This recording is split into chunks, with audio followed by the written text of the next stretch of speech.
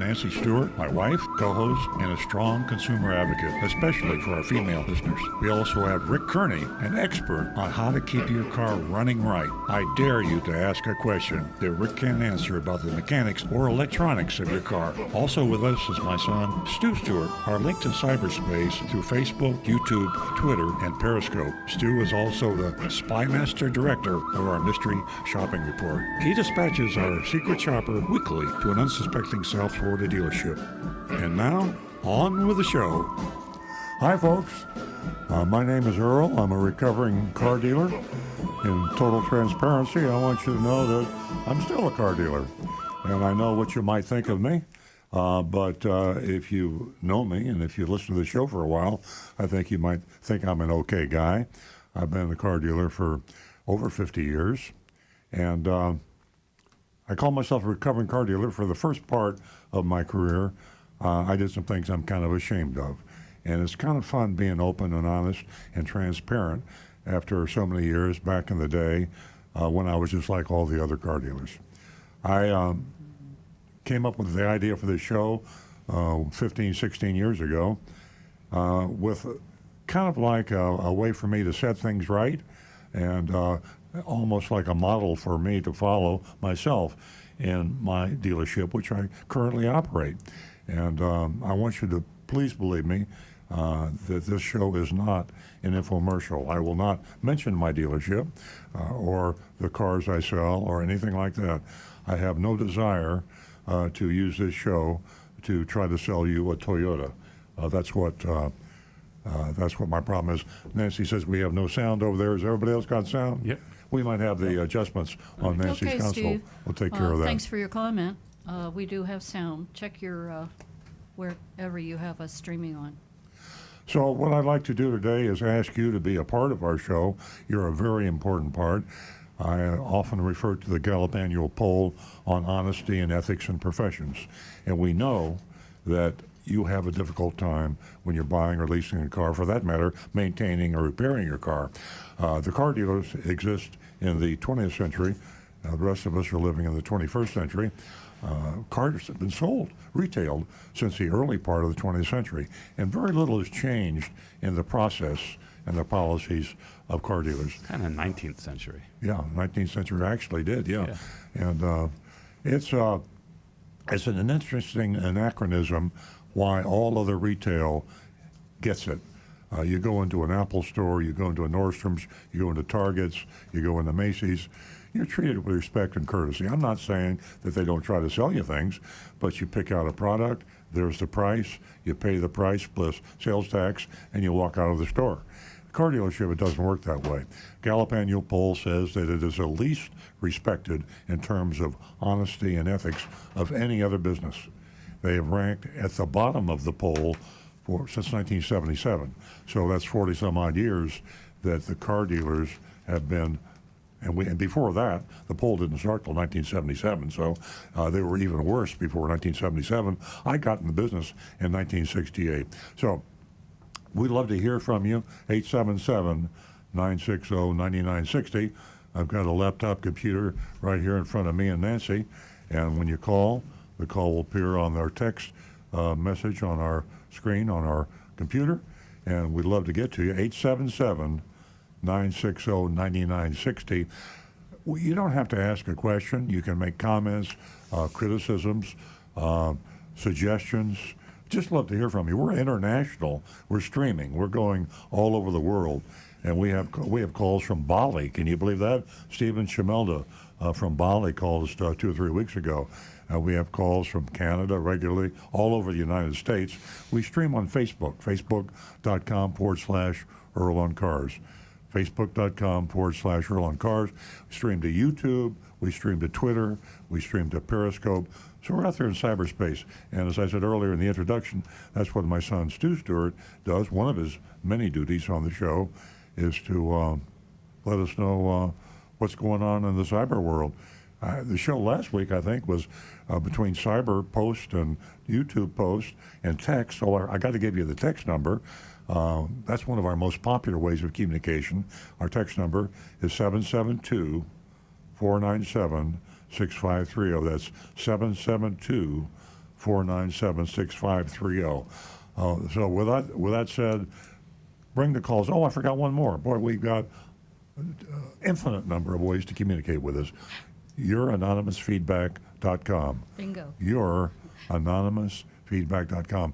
This has really taken on a whole new dimension in communication. Anonymity.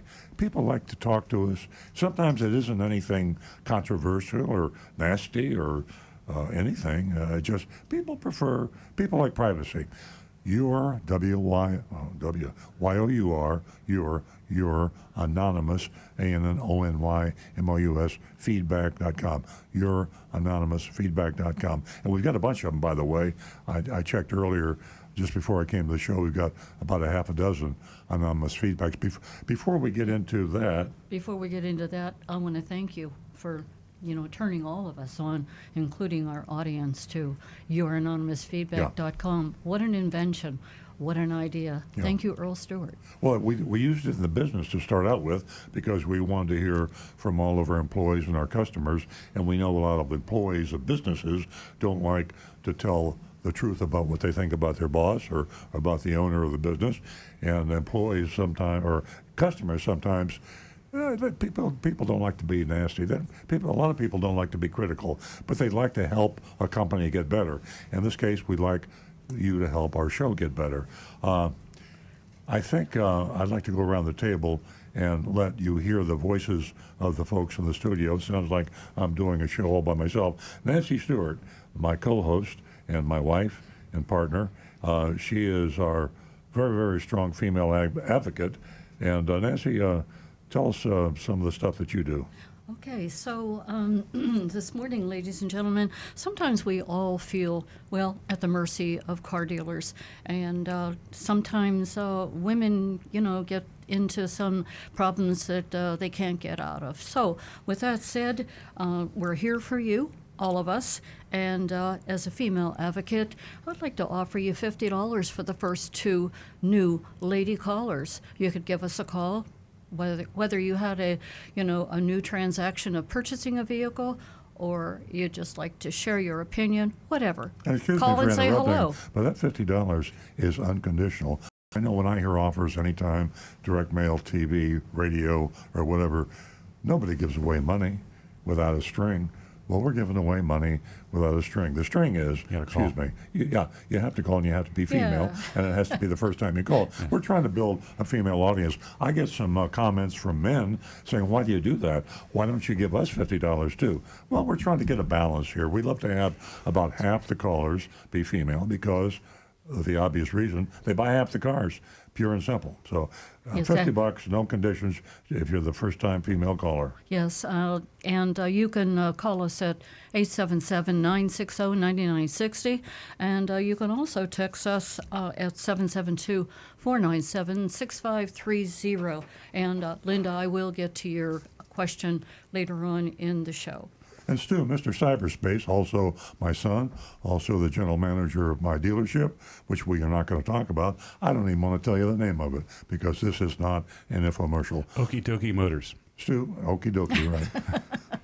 What are you doing over there in that chair? I want to remind everybody that there's a whole lot of ways to get in touch with us, and it's not just the text number or the phone number, which we just went over, but we are streaming live video right now on Facebook, YouTube, Twitter, and Periscope.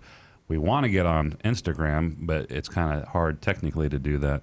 But if you go to facebook.com/Earl on Cars, or if you go to @Earl on Cars on Twitter, you'll find us on Periscope and Twitter there. So you can communicate with us there. You can watch the show, hear the show, and type your questions or comments or observations, fawning adulation, whatever you want to give us.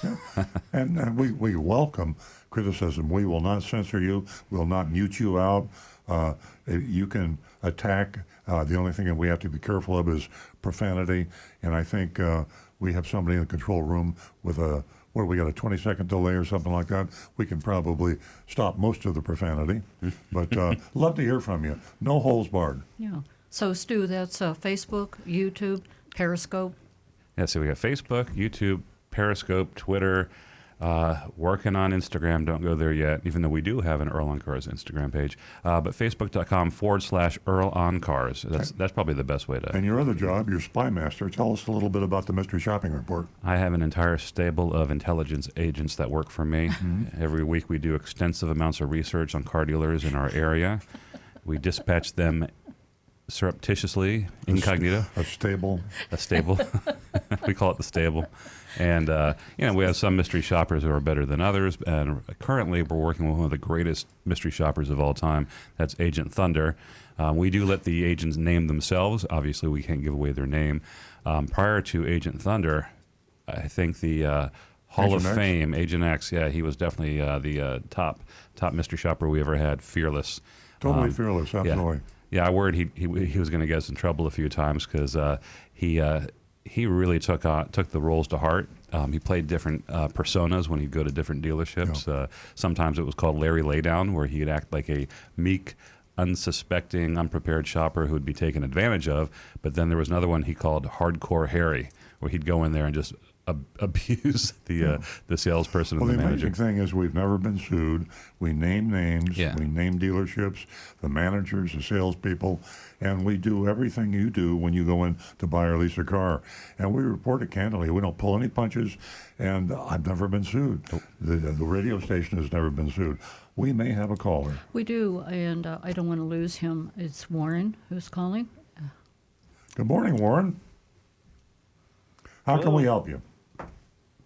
Yes, thank you, Will. I have a question for you. I have a friend who has a lease on a car, and the lease is due up in about 6 months, and he's hardly driven it, maybe less than 10,000 miles. And I asked him what he's going to do with it, and he says he's going to turn it in. And I said, can I buy it?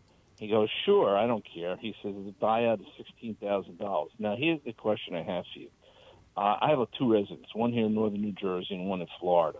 I have my current car registered in Florida. I don't want to pay 2 sales taxes. And if he buys the car from the leasing company, of course, they're going to charge him sales tax. But if I buy it then from him, I'm going to register it in Florida, and they're going to charge me sales tax. How do I get around that where I'm not end up paying 2 sales taxes for the same car? Well, Warren, this is a fairly common problem, particularly in our area, because we have snowbirds in Florida. They live up north, and they spend 4, 5, 6 months down here, and sometimes they'll buy the car up north and spend half the year in Florida. All 50 states have reciprocity agreements on sales tax. They're different in each state, and sometimes they're a little complex, but you can buy a car and only pay sales tax once, but you have to declare that state your residence, and sometimes it's a close call, but that's your call. I think some states say you have to spend at least 4 months or 6 months in the state to call it your residence, but you do not have to pay double sales tax. If your friend has difficulty navigating with the Department of Motor Vehicles in New Jersey and in Florida, check with a title clerk. As a matter of fact, you could text me or call me. I could have my title clerk in my dealership, or any title clerk in an automobile dealership could help you with that. Or you can go to the Department of Motor Vehicles yourself. Okay, the other part of the question is, so let's say he's going to buy the car from whoever owns it, the leasing company, the dealership, I don't know, and I give him a check for $16,000, and he goes and buys it. Can he put it in my name, or it's got to go first in his name and transfer it to me? How would that work? In other words, is there some way to do that? I would have no way of knowing how to do that. That would be part of the question you would want to ask a knowledgeable title clerk, knowledgeable with the rules of the state.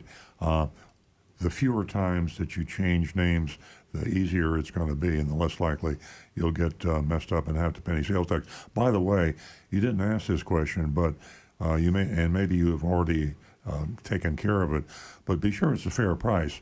The option to purchase on a lease oftentimes is higher than the wholesale market value of that car in your area. So what you and your friend should do is take the car and get an accurate read on the true wholesale market value.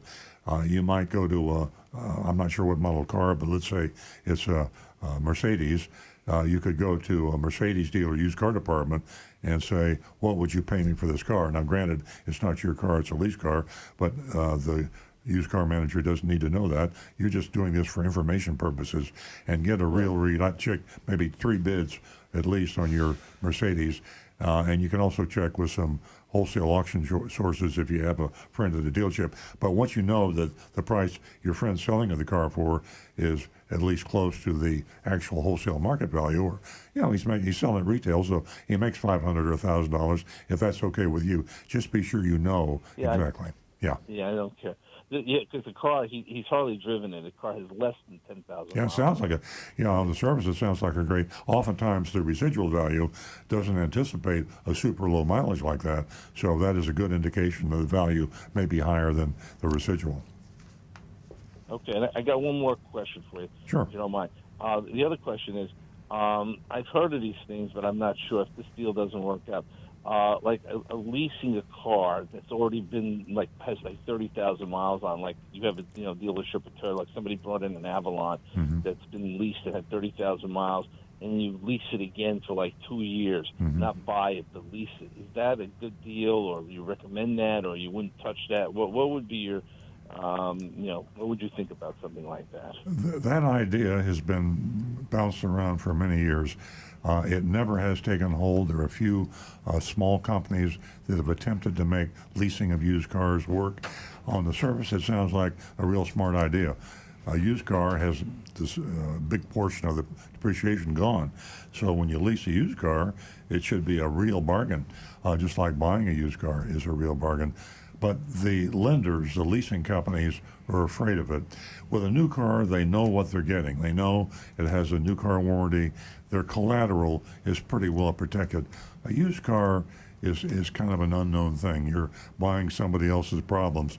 You can check your Carfax report and do a lot of things, but the lenders, the leasing companies, are afraid to get into the used car leasing business. It's a problem with polluted collateral. I just made up a new term. Your collateral isn't what it's purported to be, and if you have to take that lease car back and you find out it's not what it was represented to be in the first place, sometimes dealers will actually lie about accessories and mileage and accidents and things that can affect the value of the lender or the lessor's collateral. Okay, so what you're just saying is that you're really taking a chance if you do something like that. I wouldn't mind doing it, Warren. I think you're going to have a hard time finding a leasing company that will lease you that used car. If you find a leasing company that'll accept the risk and lease you a used car, and you do your due diligence and your homework and shop and compare the price. I mean, take the vehicle that you want to lease and look and see what the lease price is on a brand new car of the same make, everything being the same. And if you can save substantially by leasing the used car, it's the leasing company that takes a chance. I don't know of any leasing companies, and I am a car dealer right now that lease used cars. We've talked to a few, and it's never worked out. Okay. Well, thank you very much. I appreciate your help. Great call, Warren. Thank you. Please call again sometime. Yes, please do. Our Thank number you. is 877-960-9960, and our text number is 772-497-6530. And we didn't get a chance to introduce Rick, but he definitely is here, and he is a genius and can answer all of your questions. We have some ladies holding, and we're going to go to Tina from Bonita Springs. And Susan, I hope that you have the patience to hang on. Good morning, Tina. I think we. Hi, Tina. You still there? Yes, can you hear me? We do, loud and clear. How you doing? Okay, I'm doing great. How are you? Pretty good. Well, I was just reading sort of a little bit of a disturbing vehicle. I mean, I can't talk this morning. I was reading a little bit of a disturbing article yesterday. We know that electric vehicles are becoming a little bit more popular. There's still not a big, huge percentage of the overall driving public. There's still like the minority as far as cars go on the road. Sure. But states in the last year or two have been getting wise to this, and they're saying, hey, these electric vehicles are not paying the gas taxes, and we need these gas taxes in order to keep our infrastructures going. We need these gas taxes in order to repair and maintain roadways. And as a result, many states, I think it's about 17 states now, we're going to be charging electric car owners more for their registrations. That way it can offset the gas taxes. And in some cases, it's not really all that expensive. I was looking at the list, and I think the most expensive state was maybe $200 for a registration. But, for some people, that's a lot of money. And one of the biggest reasons why people get into the electric car thing anyway is for ethical reasons, they feel. But there's some people that are getting electric cars because it's a cost thing. And some people are saying, why are we penalizing some of these people that probably have an electric car because that's what they can afford? And is this fair, or is this not fair? Is there a workaround for this? Tina, that's a very interesting problem, and I've heard about this. I'm not one for having the federal government involve themselves in our daily lives or even state issues, but there are certain issues that the federal government has a responsibility for. I see the state side of it. The revenue that they get from gasoline taxes is substantial, and when the day comes when electric vehicles dominate, certainly something has to be done. You have to take care of your roads and whatever other expenses that you allocate gasoline taxes toward. So I think it's something that needs a meeting of the minds of the state governments and the federal governments. You should incentivize people to buy an electric vehicle because it helps the state, it helps the country, it helps the world in terms of emissions and dependence on fossil fuels. At the same time, you have to maintain your infrastructure and your roads. So it's not a black and white issue. I think the federal government should work with the states to help offset the cost, and the states should also realize that you've only got a small percentage of cars, electric vehicles. So I think electric vehicles like 3%.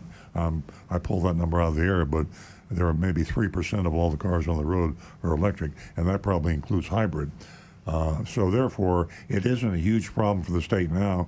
I would encourage states to hold off on taxing electric vehicles, and I encourage them to start talks with the federal government. But it's a big, huge problem that's going to have to be addressed by the national issues and the state issues. Well, one of the solutions that was kind of talked about was taxing larger gross weight vehicles higher, and most of those vehicles that have a very high gross weight, those are commercial vehicles, and those businesses and those corporations, they're going to fight it and say, hey, listen, we're being taxed enough. We don't need to be taxed on our fleet any higher. So there's going to be definite pushback for that. Yeah, well, I see that. Other people were saying, too, in the article that a lot of these electric vehicles are a little bit on the heavier side, but they're nowhere near as heavy as a commercial vehicle. No, the batteries are getting smaller. Electric vehicles used to be heavier, but they've cut the size and the weight of the batteries down considerably. Yeah, so I wonder what the state of Florida's position is on taxing electric vehicles. I know that the federal tax credit, I think, is gone now. I think the federal tax credit used to be $7,500, but I think it's gone away already. So there's no real federal tax exemption for electric vehicles anymore, as far as I'm aware. I think you're right, Tina, and I think that Florida is not taxing electric vehicles now. They may be contemplating. I'm not sure, but it's an interesting topic. We should follow that, and if you dig up anything new on that, I know a lot of our radio listeners are interested. Really appreciate the call. Thank you very much, and please call again next week, Tina. Oh, I certainly will. Y'all have a great morning. Always nice hearing from you, Tina. Yeah.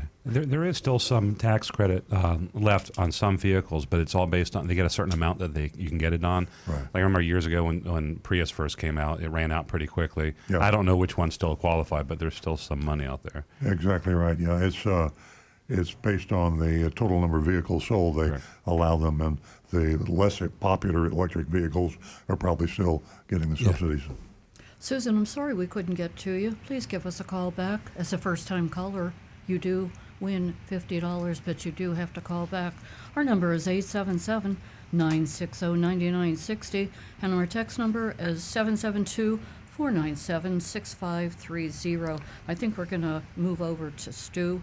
He's probably got quite a few texts back. Yeah, we're going to knock down some of these anonymous feedback responses that came in. Actually, we got one that came in on Tuesday, which was after last show, so I'll get to that one first. It says, "Good morning, Earl and crew. I was trying to show my friend a list of good Toyota dealers to check out. We went to your good dealers list and found that you had removed Toyota dealers off the good dealer list. I know you did this for ethical reasons, but we here in South Florida need to have a list of good Toyota dealers to visit. You can asterisk your dealership with a comment that you own this dealership and you're not listing it for sales or financial gain, and then list the other Toyota dealerships that are good. They are good, but we need good Toyota dealerships, fair Toyota dealerships to visit and to purchase a car. I can address it. We do have one Toyota dealer that's currently on the recommended list, and that's Palm Beach Toyota, and that's on Southern Boulevard in West Palm Beach, right near the airport. And they did a great job the last time we mystery shopped them. In our full disclosure, they are probably our chief competitor. If that doesn't tell you that we're just calling balls and strikes, I don't know what else would. Yeah, there are dealerships nemesis, but we recommend them. The other dealers, there's 3 on the do not recommend list, and without getting in too much detail, they deserve to be there. So, Your Rick, you had a thoughts, point? Rick? I just want to mention they're actually on Congress, right by Southern. Oh yeah, you're exactly And- right. Yeah, right off Southern. Yeah. I kind of did a sneak mission to wander in and look around that place. I got to say, it's beautiful, Yeah. and it's awesome. Oh yeah, yeah. They had been on Military Trail for years. Oh, yeah. And they Yep. got a brand new gorgeous Taj Mahal near the airport right now. So, but yeah, we call balls and strikes. We don't let any of our personal or business bias to come into play. One thing we might ought to consider is, instead of just having a black or white issue with recommend or don't recommend, start assigning scores. Yeah. And maybe a numerical Yeah. score, because we say we grade on the curve on our do not recommend and our recommend list. Our recommend list, there's no perfect dealers, and therefore maybe if you had 3 Chevrolet dealers and one of them had a score of 80 and one of them a score of 70, it would give you something more to go on. Yeah. We'll work on that. Yeah, and something else just to keep in mind is that dealers will move back and forth between the recommended and do not recommend Yes. list, and that might not be the best way to do it, but it is always based on the last mystery shop we did. Yep. So we've seen dealers have gone back and forth. Next one is also on your anonymous feedback response. It says, what do you do with the shopping report submitted by listeners? I'm afraid that the efforts of a report would be in vain, since you mentioned that the others submitted shopping reports, but you didn't share anything from them on the air.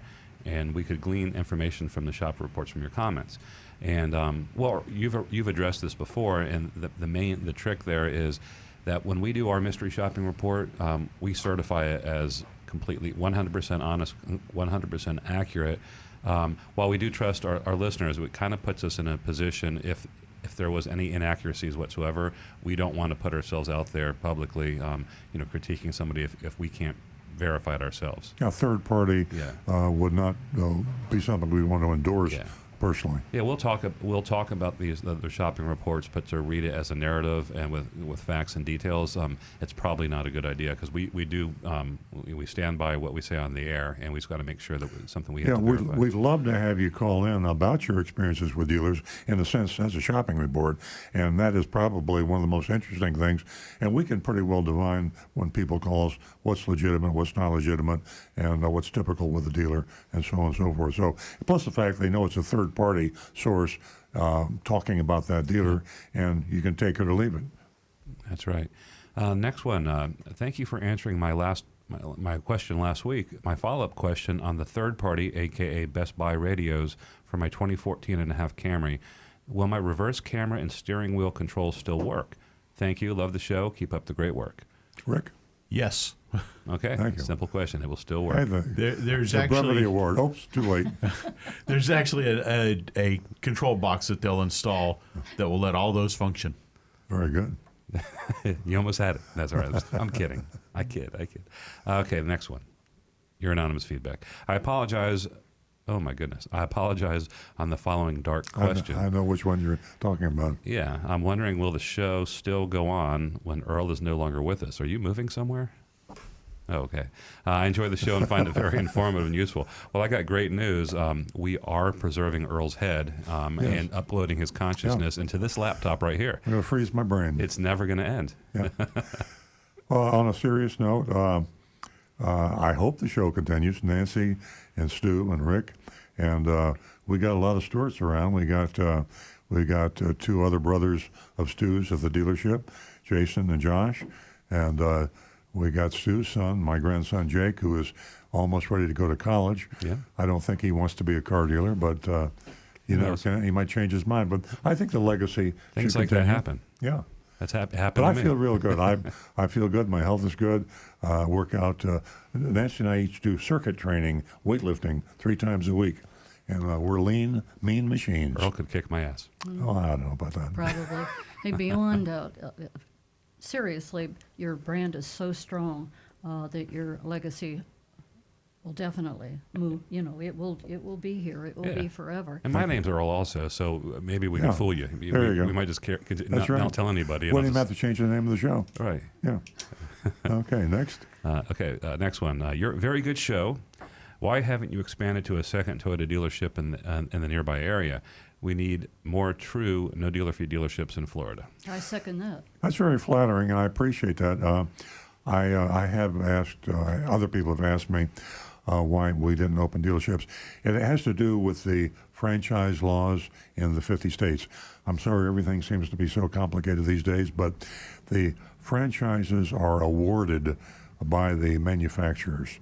And the manufacturers, when they add a new dealership, it's a political thing oftentimes, and we tried to get a car dealership in Georgia, as a matter of fact, and it was in Cummings, Georgia, right, outside of Atlanta. outside of Atlanta, and we were considered by Toyota for that dealership. Yeah, we made it to the final 2. We made it to the final 2, they told us, and they awarded it to a dealer named Beaver.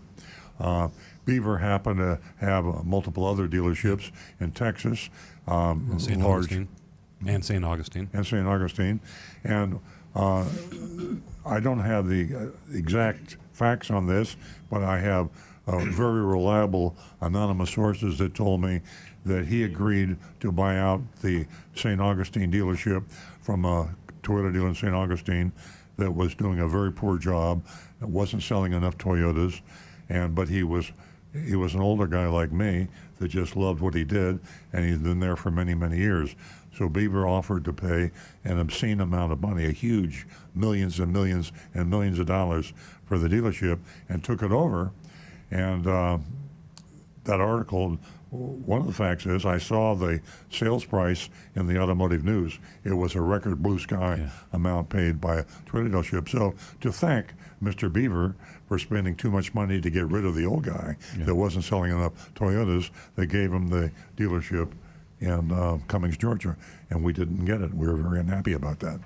But that's a long way to say why we don't have other dealerships. We'd like to have them, and we would welcome any manufacturer that would want us to be in to have a dealership that we would operate clean, pristine, honest, and transparently. Yeah. All right, the next one, a little bit more critical, on youranonymousfeedback.com.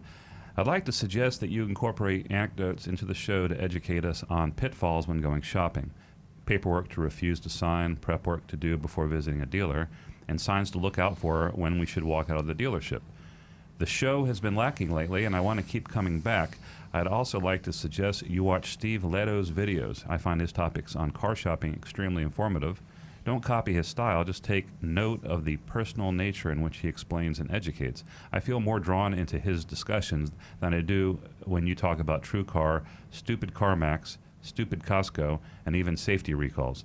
Lastly, you don't reply to feedback on youranonymousfeedback.com. It's missing a closing handshake. Thank you, a semi-loyal listener. Well, I don't want to attack but we're replying right now. Well, let me make a couple observations. Steve Leto, I believe, is the attorney in Michigan who is the lemon law expert, and I believe that he probably has some good information on people as to how to buy a car. I'd be glad to listen to read his blog or his YouTubes or whatever Steve Leto does. We'll Google it and take a look at it. I hesitate to get into too much detail with how you buy a car and what forms you sign and you don't sign, and what demands you make of car dealerships. I try to keep it as simple as possible, and what we try to get you to do is to get a competitive price, a low price on the vehicle you want, and that's a lot easier to do than attack one dealer who is out to get you. If you go into a car dealership and you say, I'm bound and determined by hook or crook to be able to outsmart this car dealer and be able to buy a car at a good low price, you're in a poker game when you don't know who the sucker is. You're the sucker. And Although this information is really very important, and I'd like to get back to this subject, Susan was kind enough to call back, and she's not only a first-time caller, but she's calling us from New Jersey. Oh, great. Good morning, Susan. Thank you for your patience. Oh, you're welcome. Good morning. And yes, I am actually a first-time caller. Well, you can win. You've just won yourself $50 as a first-time caller, and if you would, you could send me your contact information. Sure. Thank you very much. That's Can you? Great. My husband, I absolutely will. My husband always listens to you, and I've been in and out many times, and I've listened and said to him, well, we should call and ask about our son's car. So our son has actually recently leased a 2019 Chevy Equinox, and he's had the vehicle back maybe 3 times. And finally, recently, they're telling him that there's actually a bulletin out in regards to the backup camera on the car, and the bulletin states that they are defective, because we kept asking the dealership, what's happening, because every time, it works for a couple days, and then all of a sudden the backup camera is not working, which obviously was an important feature that he wanted the car for.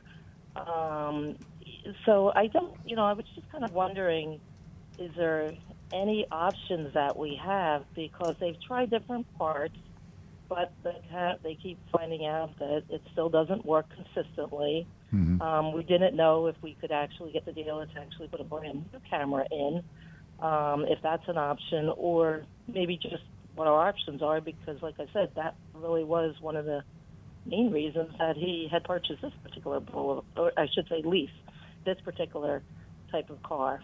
Susan, has your son been given a loaner, something to drive, or are they asking him to drive this vehicle? Oh no, they're asking him to drive it. Well, that's totally unreasonable, and I think that they are very wrong about this. I think someone needs to contact the owner of that dealership, and I would go directly to the leasing company. I'd also go to the manufacturer. A backup camera is a safety device, and it's an incredibly good safety device. It's so important to many people, they wouldn't drive a car without a backup camera. So I would, if I were your son, I would go to the owner of the dealership and say, look, you may not be aware of this, and just explain the situation.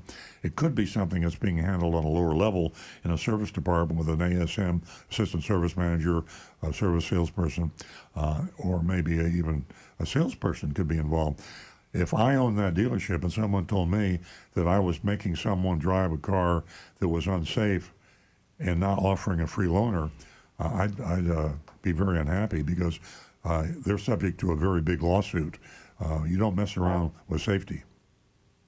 Right. Well, that's what I was thinking. He even bought the high-end one, or at least the high-end car, just for that reason. So that's kind of what I was thinking. But okay, well, that's definitely good advice, and we will definitely try that and see where we can go with that. But it did seem like there should have been some type of explanation. I mean, I understand in some ways they're at a loss because there's not a replacement part. There's just a bulletin notice out there. Sometimes dealers don't think in terms of safety when they should, and there are certain items that you don't think of. You think of your brakes, obviously, a safety item, and other things that are just clear. But a backup camera tells you what's behind the car when you're backing up. Exactly. And you have to extrapolate that to, gosh, something terrible could happen. You could run over a dog or God forbid, a child. You could back into another car.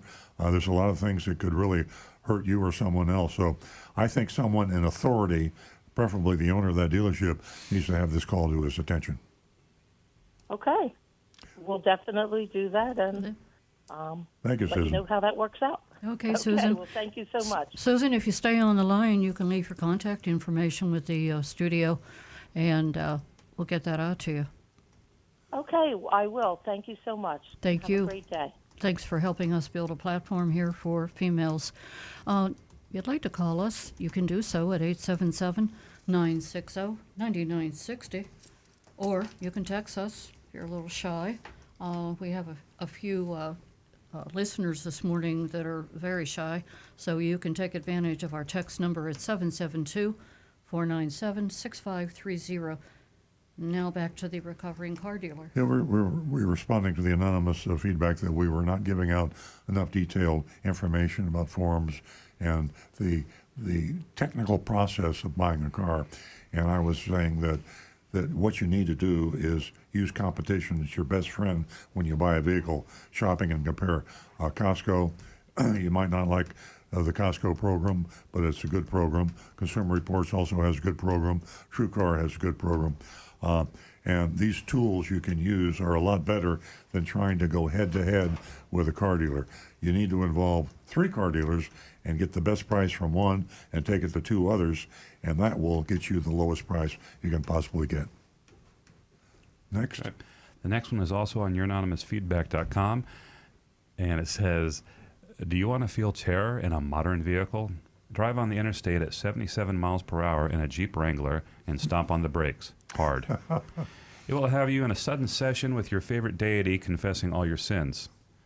The good news is that Wrangler's interior is easy to clean up with a hose. I'll report on the ease of the interior cleaning after I buy mine later today. Thanks. That's, those Jeeps are like one of your bête noirs. It's like, it's a great looking car, but with a lot of problems, right? Yeah, it's I feel the pain, I feel the beauty of the Jeep. I read the Consumer Reports, and I see that it's a terrible car in terms of safety, maintenance, reliability, cost, but it's a beautiful, sexy car. I hesitate to use the woman reference, but there are a lot of beautiful women out there that you don't want to hang out with too. Just a lot like of beautiful men that you don't want to hang out with. So, but our emotions are very powerful, and our emotions, well, like it or not, lead us to make good decisions and bad decisions. Yeah. And it's part of being a human being. We're human. And I respect the Jeep buyers because a lot of them I talk to, they're very smart people, and they say, I know it's not a very reliable car, but I have so much fun when I drive it. It's like I would never go skydiving, but I'm sure it's a lot of fun. It is, Sure. exactly. Good analogy. I like The that. Jeep is unsafe. Yeah. It's dangerous, unsafe, and so many other things. But there's a culture out there that enjoys the Jeep. Exactly. And then counterintuitively, they do have high resale values. And people are looking, because they love Jeeps so much, they look for used Jeeps. And we sell used Jeeps. We're not proud of the fact that we're selling unreliable cars, but we don't sell anything that's designated unsafe. It's anything that's illegal to sell. But we can't get enough used Jeeps because they're too popular. That's right. They're an American icon. And if there is a terrible accident, you can hose out the interior without damaging it. True. All right, that was a little gruesome. Sorry. This is on our text line, 772-497-6530. Hi, Earl. I'm looking to buy a unique car, a 2019 private sale by owner, an E-Class estate wagon with 9,000 miles. The private sales price, based on KBB, seems reasonable. The car has an extended warranty that now covers 7 years, 100,000 miles, versus the factory's 4-year, 50,000 miles. Carfax is clean. Maintenance is up to date. I plan to have a mechanic review the car. Do you have any additional questions, suggestions, or concerns that I should be aware of? That should be pretty easy to establish a value on this vehicle because you can see what the new one cost. And I would just pretend like I was buying a new one. I would go through the things that hopefully you've listened to on this show, TrueCar, Costco, Consumer Reports, shop and compare competitively. Go through the process and find out the very best price you can buy that 2019 exact same vehicle, new, and then the private owner is selling a used car, and you should have several $1,000s in depreciation because that's what its car has depreciated just by virtue of the fact that it's a used car. That's right. All right. The next text, it's from Frank in Jupiter. He's a longtime listener and texter and sometimes caller. He is just chiming in on our earlier conversation about tax on vehicles on the roads. He lets us know that tractor trailers with the gross weight of 80,000 pounds pay over $10,000 a year in road tax in Florida. Wow. That's a lot. Yeah, that whole trucking thing is interesting because truckers are being replaced by autonomous vehicles. It'll be the first to go because it'll be easier to do it in terms of large vehicles that are autonomous and do a lot of direct line, cross-country type of stuff is easier to do autonomously than a taxi cab in New York City. And so there's actually a shortage of truck drivers now. I think a lot of people are seeing the handwriting on the wall. But this whole trucking business industry is changing radically. They're going to be as affected by autonomous vehicles, electric vehicles, as anybody else, probably more so. Yeah. Yeah, I know Tesla's working on a big, giant semi-tractor trailer. Yeah. Drives itself. Rick? I hear one of the first places that they're testing those is Australia because they have a lot of what they call road trains, where there will be a dozen trucks or more in one long line traveling across that continent. And so they're looking at these autonomous trucks, and basically maybe one truck would have a driver and all the rest would simply link up behind them autonomously and just follow it. Can I digress on something too irrelevant? Sure. I went to school with a man named Bruce Copeman, who was a veterinarian in Australia, and he was getting his doctorate degree, and they were paying his way to school at Purdue. And we talked a lot, and he was a very interesting guy. And when he was a veterinarian in Australia, he had an airplane to go from customer to customer because the ranches and the livestock and the cattle from Ranch A to Ranch B would be like 1,000 miles apart. So he had to fly from rancher to rancher to fix, to take care of the cows. And I thought that was kind of cool, which goes to what you're saying. Australia's a big place. Yeah, big empty spaces. End of digression. Back to very back. spread out. All right, here's a good one. It says, Earl, I bought a 2016 Kia Rio new in 2015.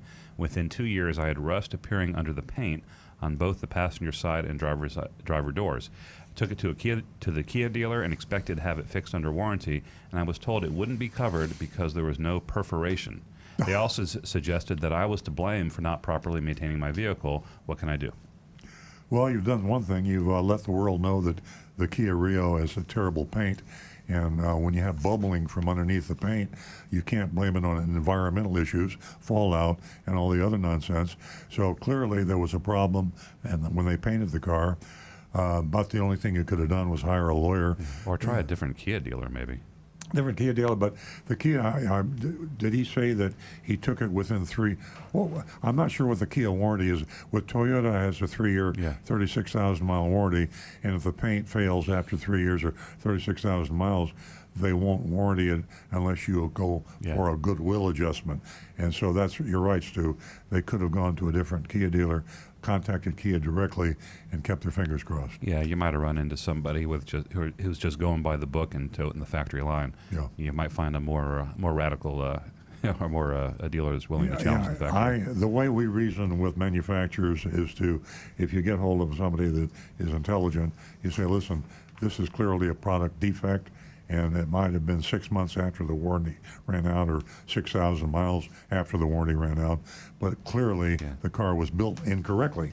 It's a defect. So you should step up to the plate and take care of it and pay for it, or at least pay for part of it. And that's the approach you should take when you have a car that has a problem out of warranty. Yeah, and it looks like the texter did bring it in within 2 years. I find it hard to believe if the rust warranty was less than 2 years. I would too. I don't know the Kia rust warranty. We can Google it, but if it is, yeah, that's a pretty bad warranty. Okay, here's the next one. Says female callers should have a little incentive to call in for the very reason men are criticizing your decision to offer $50 to women. Arrogant, entitled men think that they own this space and want to intimidate women from participating. Relax, dudes. It won't hurt to have some ladies on the line. And I agree 1,000%. Yeah, how true it is. You know, it's interesting the way our culture has changed. I love the fact there's only one good thing about being an old guy is I've spanned so much time. And I was probably the greatest male chauvinist pig of all time when I was a young man. And my father was a male chauvinist pig, and everybody I knew were male chauvinist pigs. And I use that comically and loosely. We were just adhering to our culture, and that's the way we were. And some of us evolve and change, and some of us don't. And the men out there that think that women are someone that's supposed to scrub the floor and cook your food and clean the house. I mean, wake up. You know, it's just those days are gone. They used to exist, and that's the way everybody did it. A little bit analogous to car dealers today. They're doing it today the way it's always been done. But it's changed. The consumer's changed. Next. And speaking of the female audience, I have $50 for one more female, caller. Give us a call toll free at 877-960-9960. I can't build the platform alone. If you've called before, you're welcome to call again. Any question is worth answering. Again, that number is 877-960-9960. And I have a text from a young lady, and she has some bad credit. And she wants to purchase a vehicle, and she wants to know how she could protect herself. And I'll start the conversation off by telling you that you really have to be informed to protect yourself. That's number one. And don't fall prey to the buy here, pay here, or any other dealership because you do have bad credit. There are things that you can do to protect yourself, and you can purchase a vehicle. I'll turn it over to the recovering car dealer now. Well, the first thing I would wonder is how bad is your credit? Too often people think they have bad credit, and it isn't as bad as they think it is. Her credit is 500. 500 even on a 500 even. Beacon score. There are still ways she can buy a car. It would involve higher interest, and it would involve more of a down payment that she would probably like to pay. And I still think that I would explore, even though it might be not very fruitful to go to a conventional lender, I'd still start with a conventional lender before I went to a subprime lender. Or to a car dealership, and you mentioned a buy here, pay here. I would still try to go through and see what I could afford with a down payment, and accept the fact that you'd have higher interest. It really is so very helpful if you try to clean up your credit before you apply for a loan, cleaning up your credit report and things that you haven't paid off, and that would certainly help you in a great way. I think Rick's got some text over here that back on. Excuse We've got me, one. Rick. We have a caller, and we're going to go to Greg, who's calling from California. Good morning, Greg. Oh, good morning. Yes, I'm actually in Florida, but I'm from California. Yes, yeah, I was listening to the radio and in the car, so I stopped and then I come home. And then my question was about when you refinance your car to the same dealership that you bought it originally from, and a year later you go for a newer car. And they usually draw out a contract where, they put down what you owe as a part of the contract, and you don't notice it, but and then you do. It's an over whatever. And that carries over. It's a carryover. So, and then they have this thing where they have the dealers charge or something, dealers prep charge and something, and somehow you talk about it before where they have a name for it, and they put that as a dealer. They charge you for preparation, and it repeats itself as a different in the contract, and it's like a double dipping, Oh, exactly. What I want to recognize. Yeah, that's a good word for it. Double dipping. Yeah, you're talking about when you have negative equity in the car, the first car you bought from the dealer, and you've been making payments on it, but you haven't made enough payments to reach a break even or even a positive equity situation in the car. Right.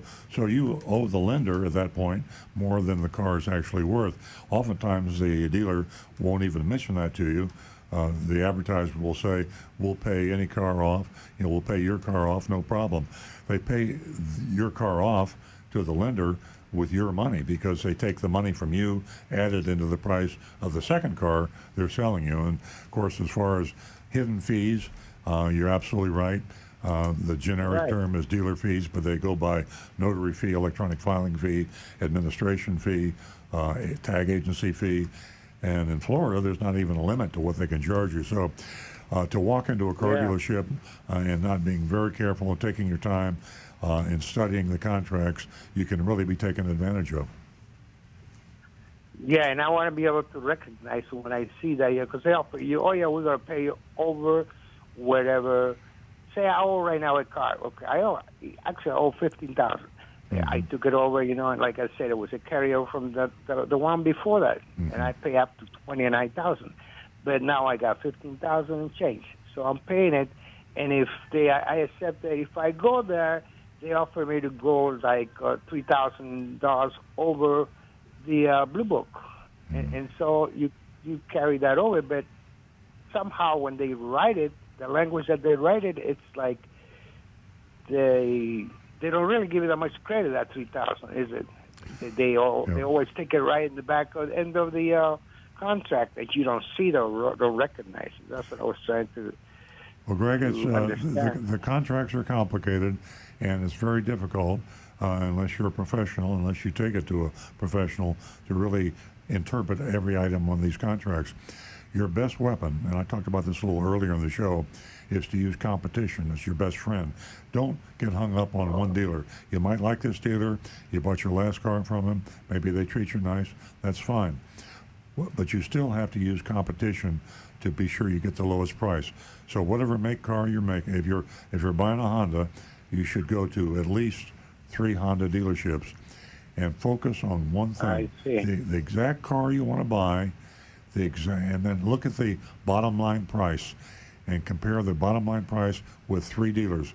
That way it will I see. neutralize all the other variables. We had a texter earlier that's saying that we should go through the details of the contract and all the other forms you're asked to sign.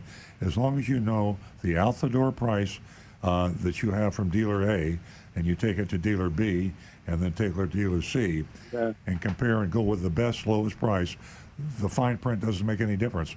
You've got the best price. Oh, I see. Yeah. Okay. That answers my question. Thank you, Greg. Thank you, sir. Appreciate the call. Give us a call again, Greg.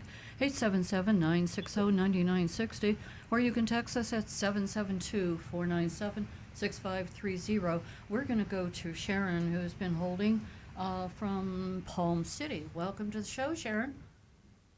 Hi, how are Hi. you today? Are you a first-time caller? Yes, I am actually. You just won yourself $50 as a first-time caller. Oh, thank you very much. You're welcome. Stay on the line after your question, and you can share your contact information with the control room.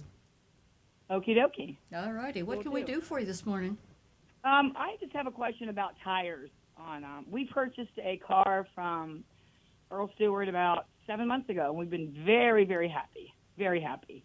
The car, it has nitrogen tires on it, but my question was, do nitrogen tires last longer as far as the wear and tear on the tire, or do the ones with the air last longer? That's always been my question to my husband, and he can never answer me. Well, Sharon, you got me stumped. If you bought the car from my dealership, we do not put nitrogen in our tires. You don't mean a make tire. You mean nitrogen gas inside the tire? Yes, sir. Yes, sir. That's what I mean. You know, maybe Okay. it's possible it came in on a dealer trade. I mean, we do trade with other dealers. Maybe it was put in there at the other dealership. Possibly. Yeah. Yeah, I'm very pleased with them, though. I mean, I'm very happy. It rides much easier, rides nicer. But yeah, that's we bought it. Yeah, we didn't buy it on a trade. We just bought, it was a used vehicle. Okay. You know. Well, the car probably was traded in by somebody that purchased it with nitrogen in the tires, and they put little. Does it have different colors? Like green. Green Yes, little sir, it caps does. on. Yeah. Okay. I'm sorry to inform you that the nitrogen is worthless in the tires, and it might seem like it rides better, but I promise you that if you just put regular air in your tires, it will run exactly the same. The air that you put in tires is 78% nitrogen. I don't know if you knew that. The air we breathe No, sir. is 78% nitrogen. So, Well, I would personally rather have the air in the tires. I really would. Yeah. It's easier when you go to get tires for your car. Mm-hmm. So Exactly. Yeah, just go ahead and fill your tires with regular air, and the nitrogen is something that the previous owner of that car paid a dealer somewhere just so he could make some money, and it's worthless. And you ended up with the nitrogen that he paid for, and you can just keep on putting air in your tires, and it's going to be just fine, and you save all that money. And Sharon, thank you. Sharon, I always say that unless you're going to Daytona, you really don't need nitrogen in your tires. All right. So stay Thank on you the so line. much. I hope my husband's listening. Okay. Now he'll believe me. Okay. Thank you so much. Have You're a wonderful welcome. day. Don't forget Stay to on leave the us line. your Stay on contact. the line. Okay. All right. All right, I think Rick's got unless we got any callers, Rick's got somebody. Well, we actually had one on the other channel from M. Ave, and he was asking about the a Corolla that he's looking at potentially to buy that has an open campaign for the JSD campaign from Toyota. And he was concerned that this might cause excessive wear on the engine if it hasn't been done. In actuality, the JSD campaign is the computer that controls the transmission needs to be reprogrammed, and it takes about an hour total for the technician to do it and then do a specific test drive to check and make sure that everything's operating properly.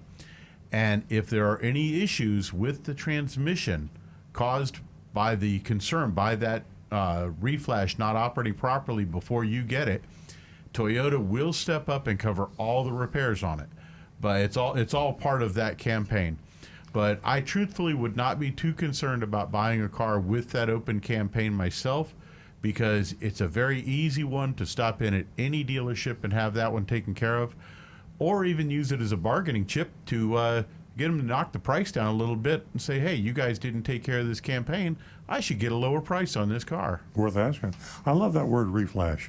That's the new lingo, there's stuff floating around. You old guys out there, reflash. Yeah, I drop that phrase all the time. That's the way all cars will eventually be fixed, because it just means you plug in the car and the computer somewhere in Japan or wherever, Korea, across cyberspace, shoots that new software tweak into the computer. Actually, in a very short time, you won't even have to go to a mechanic and have it plugged in, because they'll actually be able to transmit that reprogramming to your car over the air, and it'll reprogram itself while you're sleeping. Wireless. Isn't that amazing? Your car is going down the highway, and all of a sudden it gets reflashed, and you never see it happen, and it fixes your car. Did you reflash your iPhone lately? Yeah, I think I have. I mean, it's always important to do that. Absolutely. You remember, ladies and gentlemen, we have the mystery shopping report coming up shortly, and that's from Wallace Chevrolet. And you can still give us a call at 877-960-9960, or you can text us at 772-497-6530. And Rick, even though you have so many interesting things to talk about and share with us, we do have to go to our next caller, Jay, who's been holding from Riviera Beach.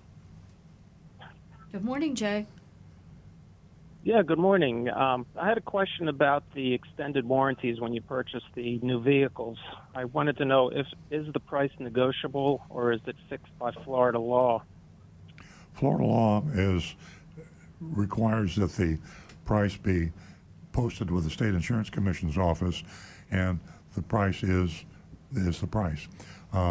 It sounds like it might be a bad deal, but it's better than the other states where the dealer charges anything he wants for an extended warranty.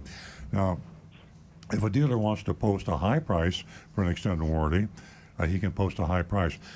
He just can't lower it, but he also can't post a low price and raise it. So it's a protection, but it's still something you need to be leery of, and you need to be sure whatever the price is, even though it can't come down or go up, just be sure it's a fair price. You read the warranty carefully. You ask what is not covered, perhaps the most important question you can ask about an extended warranty. What does it not cover? Usually it's the important things that it does not cover. Okay, thank you. You're very welcome, Jay. 877-960-9960. We're getting some calls finally. We were slowed down there for a while, but we're getting them come in, and we get some texts and anonymous feedbacks. Great show. Well, I want to take a moment and thank all of you that have tuned in this morning to Earl Stewart on Cars. We really appreciate your company. I'd like to get to Linda's text. She asked about Yeti cups, and this is for Rick, and she wants to know what she can do to stop the wobbling in her cup holder. I think they sell accessories like little inserts, like rubber things that go into a cup holder. Yeah, that would probably be if your cup doesn't fit in your cup holder too well. I would look to see if they make an insert that would simply tighten it up a little bit. Yeah. Otherwise, just the old caveman attitude: wrap a paper towel around it. Linda, that's what I do. I wrap a paper cup around mine because I have so many different size paper cups. But you can go to your favorite auto store and you can pick up that insert that the guys just mentioned. Yeah, I'd check Amazon first, then maybe Amazon, then maybe Pep Boys, AutoZone, something or like that. Earplugs, and you can't hear it rattle. Exactly. That's your solution. I think we have some text over there. Yeah, we have a couple that came in. Earl and crew, you should talk about your efforts to help the Bahamas, who are suffering terribly from the devastating hit they got from Category 5 Hurricane Dorian. I find it very admirable that you have stepped forward to collect supplies to help these poor people. Well, thank you.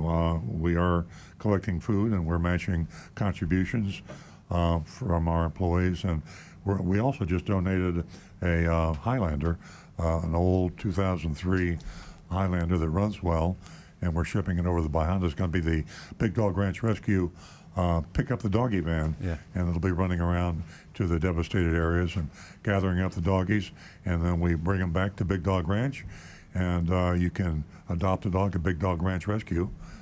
We have a whole bunch of dogs, a lot of Bahamians. I think about 3 days after the hurricane, they brought in 60 dogs. Yeah. People are focusing on the Bahamians themselves, the humans, but the dogs have some problems too. We're trying Well, we had a couple of thousand, I think, Bahamians have already made it to South Florida, and we got a sweet story. There was dogs that were rescued. They were displaced in the storm, picked up by Big Dog Ranch Rescue, brought over here, and then the people from the Bahamas came over who were missing their dog, were reunited with their dogs once they were over here in South Florida. So that was a heartwarming story, but it was true. And we are collecting supplies, water. American Red Cross lists the things that they need, and that's where we're partnering with with American Red Cross. So we have someone's picking up on Monday, but I'm sure we're going to be doing more pickups after that. Yeah. So many great stories. So many great stories. God bless those people. Yep. We're so tightly connected with the Bahamas, and we want to do so much. So thank you to everyone that's donated. Jay is giving us a call from West Palm Beach. Good morning, Jay. Hey, everyone. I got a question. I have a 2009 ES350, about 120,000 miles. Engine's in good condition. My mechanic has told me I've got brand new tires, fairly brand new air conditioning system. At this point, I'm kind of undecided whether I want to continue and pay it off and then just run it into the ground or eventually sell it. I've got a bunch of little scratches on the paint. Is it worth it for me for a possible resale to invest in either a low-level or a mid-level paint job, or is that really just going to be for my own benefit? I think it's a bad idea. If you're really going to try to retail it, it might be something you think about, but generally the cost of a paint job is prohibitive. Certainly the cost of a good paint job. Now, you can get a cheap paint job done, but then again, you risk having it worse than the car that had the scratches. You can get a El Cheapo paint job that looks okay from 200 yards, but when you walk up and look at it, you realize somebody with a brush has painted your car with a dirty mop. Yeah, no, we always, and if you're talking wholesale, it's definitely not something you want to do. I check. It's so easy, Jay, to check the price of a used car today. It's really become almost a science. It used to be purely an art, but you can get prices so easily from online prices. We buyanycar.com and Carvana, and there are a couple of other places out there. AutoNation has gotten into the buying the car business. CarMax is in the buying the used car business. So you can very easily, in the comfort of your home and your computer, smartphone, describe your vehicle online to 4 or 5 reliable, honest sources and get a real good handle on what that car is worth. And that way you can make your decision. Of course, this is a wholesale price, but it'll give you an idea of what you might want to retail it for. Okay. All right. I appreciate the advice. Thank you. Sure thing, Jay. All right, we have one more text that came in. It's directed at me. It says, Stu, how you feeling? I'm feeling good. I assume this is referencing my procedure. I don't know if you revealed what it was, but this has nothing to do with cars, but I had surgery for hemorrhoids. Yes. And I am making it my mission to destigmatize that because at first it was a little bit embarrassing, and then I realized that's really childish. I mean, it's a real thing. It hurt. It was uncomfortable. It was something I dealt with, and I went to my doctor. And if you're suffering from hemorrhoids, I recommend you find a good colorectal surgeon. I recommend Dr. Al Azawi in Jupiter, Florida. He did a great job, and I feel great. That's great. Al Azawi. Great advice, Stu. Yeah. It really is. Just to don't take be that embarrassed. stigma. Don't suffer silently. No. Just shout it from the rooftops. I have hemorrhoids. Not anymore, though. Let's change the subject. Yeah. See, you're re-stigmatizing it. Yeah, you feel uncomfortable. No, but we're all caught up with text, all the car stuff. We're ready to move on. Well, Rick's got a text. Yeah, I have a couple more, but we're going to go to Rick because he has been trying to get back to his. From YouTube, Waggle90 is asking, when a manufacturer offers 0% financing, is this for the term of the loan or just a certain amount of months? It's the term of the loan, and it's legitimate if it's offered by the manufacturer.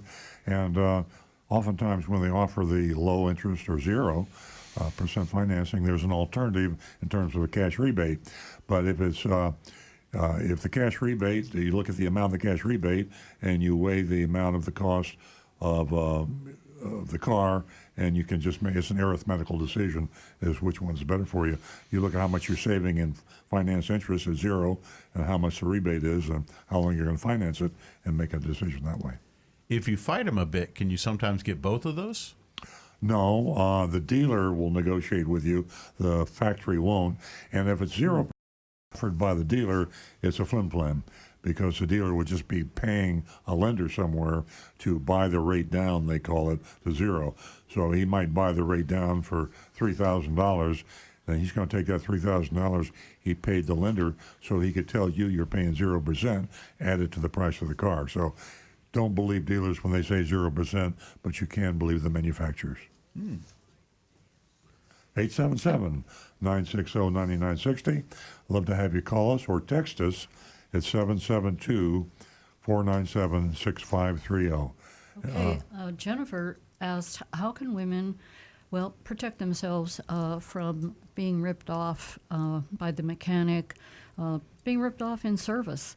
And before I turn this over to Rick, who can answer this question, I'd like to share with you, Jennifer, I'm not sure whether you know it or not, but 50% of women come through service, and they take the responsibility of having their vehicle, the family's vehicle, repaired. And even though you weren't the chosen person to take care of all the repairs in your family, you can still do a few things to protect yourself from being ripped off, in the service department. And I'll send that over to Rick. I'll let him finish answering the question.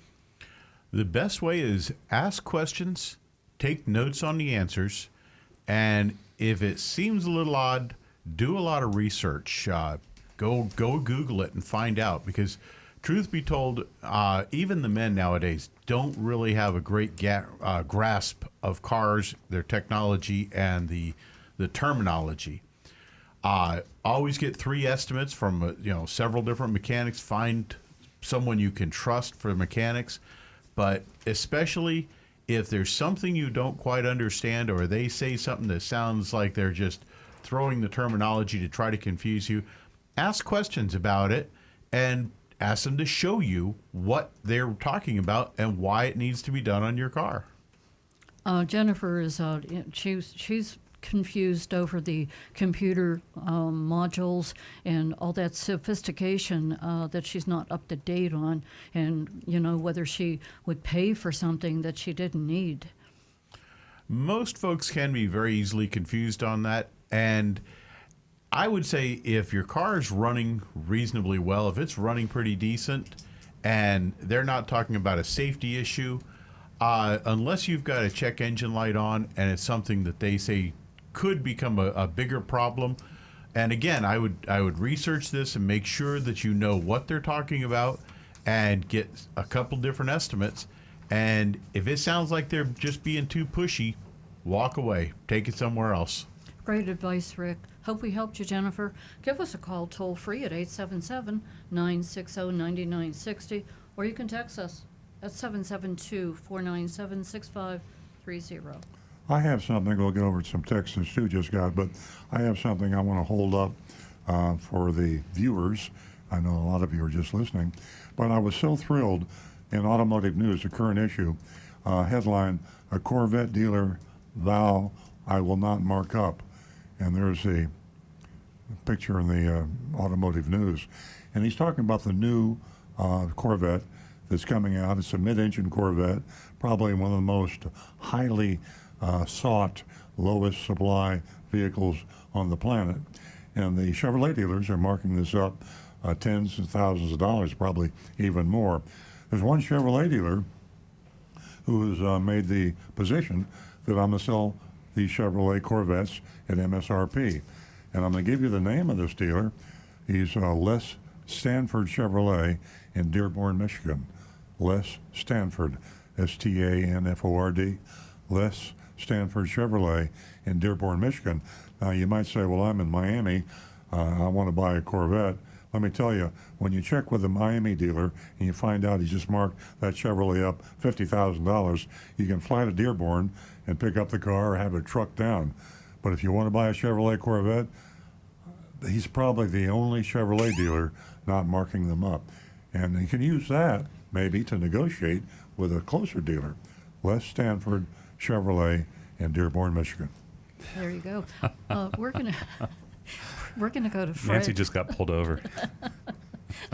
We're gonna go to Fred in Jupiter. I don't know if Fred heard that or not. Good morning, Fred. Good morning, guys. How are you? Well, thank you. Thanks. Quick question. I'm trying to give a friend of mine some advice. He has a Honda Accord 2011 with about 100,000 miles on it, and I've been telling him his front end's making weird noises. So he went to a mechanic, and he's told he needs front wheel bearings, both sides, for about $1,100. Is that about right? Rick? Yeah, that actually is going to be about an average cost for both sides.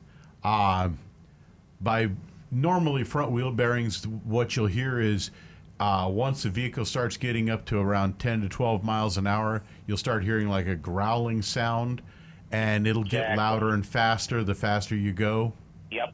Yeah, that's very likely going to be the bearings. And $1,100, unfortunately, that's pretty much about the cost because of the expense of the bearing themselves and the labor to get the bearing replaced. You might is on the extended warranty or even a manufacturer's warranty, what would be the normal coverage on the front wheel bearings typically? Wouldn't cover it, I don't believe. Well, factory warranty on front wheel bearings on a front wheel drive car, Honda, I believe their factory warranty is 5 years, 60,000, same as Toyota, and because that's part of the drive line, those would be under the 5 years, 60,000. And you're out. Well, You're out he's got on about money. 110,000. It's got 100 miles on it. So Yeah. I guess he's stuck. There's no alternative. You got to fix it, right? It's going to get worse. It could freeze up and cause a serious problem. Yeah, you might tell your friend that for an 8-year-old car, $1,100 is getting up to the red line on how much money you want to spend. $1,100 is probably okay, but if something comes up and things can have a kind of run together, you don't want to spend too much money on an 8-year-old car. Right. Yeah, and that could become a I'll send safety them over to issue. you, Earl. I'll send them over to you. You give them a good trade-in, okay? Okay, thank you very much. Call All right, again. guys. Appreciate the call. Thanks, Thank Fred. you very much. Yes, sir. Give us Bye-bye. give Yes, us a ma'am. give us a call toll free at 877-960-9960, or you can text us at 772-497-6530. Now back to the recovering car dealer. No new text? We have one more. Okay. Earl, Nancy, and crew, is it true that auto accidents have declined in the state since the law on texting while driving went into effect? It's from Mary in Ocala. I don't think so. I think it's too soon to say. And I doubt that it's going to have a significant effect, and that's just because I think it's a hard rule to enforce, and the police have got so many other things to worry about. You know, it's almost like speeding. You get an I-95, and 99 out of 100 people are speeding. They're exceeding the speed limit. You don't even have to get on 95. So there's so many things for the police to enforce. They don't enforce much of anything. They have to focus on crazy stuff like, you know, if you're doing 130, they'll pull you over. If you wreck your car or plow into somebody, they'll pull you over. If you're weaving noticeably and you're drunk, they'll pull you over. But you can get away with all sorts of stuff, and that's just the fact of life. Yeah, I think the law just went into effect in July, so it's only been 3 months. Yeah. I did Google it just to make sure we had our facts straight. Can report that in 2018, accidents in Florida did decline. Obviously, it had nothing to do with the anti-texting law. The good news is they're projecting insurance rates to actually come down as a result of the lower amount of accidents in Florida. So it's positive news. But we got to give it time. But I'm 100% with you, Earl. I don't think it's going to do much because you got to enforce it. Yeah, I think too that the drivers are becoming more educated, you know, and more concerned and more aware. Rick? Well, the major difficulty that I saw in that law is enforcing it, because the drivers are still allowed to use such things as maps apps, or pardon the unintentional rhyming there, but an application for using a map such as Google Maps or Apple Maps. Yeah. And if someone simply says, I was putting an address, you know, checking my map to find out where I'm going, there's still the so many police officer distractions. is not allowed to ask to search their phone to see whether they were texting or using a map. So What state was that? that's Florida. That they were allowed. What state? I read about. That's Florida. The law Is it the only law in Florida? I only really researched the one here in Florida, the one that just came out. It only applies to actually texting. So if someone's using their phone for a map application, then they're legal. So it makes the law almost unenforceable. The police, their hands are tied. Yeah, let's be more responsible on the road. That's what I say. Mm-hmm. 877-960-9960. Or you can text us at 772-497-6530. We are going to go to Laurie, and she's calling from Palm Beach Gardens. Hi, Lori. Good morning. How are you today? We're doing great. What do you got on your mind? Okay. First of all, I want to say I really enjoy listening to your show. So women should definitely be calling, and I've encouraged a lot of my friends and tell them all about your show. Well, thank you. Thank you very much, Larry. Okay. You're welcome. Okay, so my question is about refinancing. I have a 2016 car, paid a very high financing rate because my credit was not good at the time that I took out the loan. My credit has increased much better, and I've had a lot of offers about refinancing. So my question really is, when I look at these terms of financing, yes, the finance rate is lower, but it seems that the amount of time paying is longer. Is refinancing a good option? It can be, Lori, and I would, rather than follow the solicitations of refinancing, I would be proactive. If you bank or have a credit union, I'd approach them. You could shop 2 or 3 banks. Are you affiliated with a credit union? I'm not affiliated with a credit. Yeah. You can join credit unions. There's 2 or 3. If you Google that you can join for a nominal annual fee, and credit unions typically have lower interest rates than banks. But I'd go to 2 or 3 banks. I mean, you can go to Wells Fargo, Bank of America, and another bank, or the one that you personally deal with.